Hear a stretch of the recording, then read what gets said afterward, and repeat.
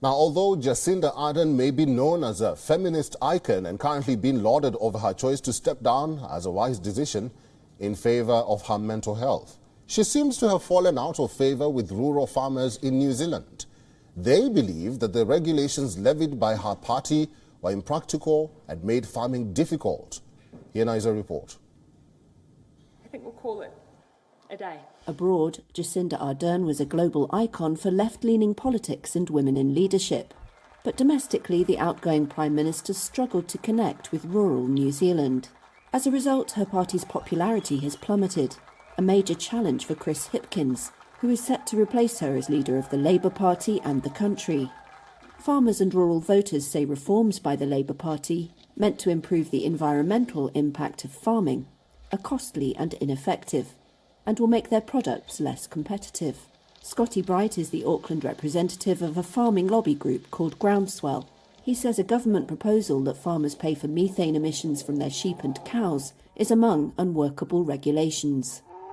This emissions tax, the fart tax, it's going to mean, like all these cattle here, it's going to mean about $330 per head. So on a farm like this, it's about $130,000, $140,000 a year extra tax the farmer's going to have to find.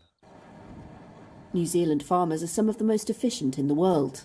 They receive minimal subsidies but compete with top economies due to good practices, good farmland, and a climate amenable to year-round agriculture. Most New Zealanders live in urban areas, but farming is key to the economy in a country with 5 times as many sheep as people. Ardern made the shock announcement on Thursday that she was resigning, saying she had no more in the tank. I think the worst thing would be that they didn't seem to listen to the farmers. It appeared that they were in their own bubble and they didn't really know the facts that the farmers, what the farmers deal with on a daily basis. Part of her burnout may also have been caused by rural New Zealanders falling out of love with her. Ardern won over rural voters with her effective go hard, go early approach to lockdowns and sealing the border.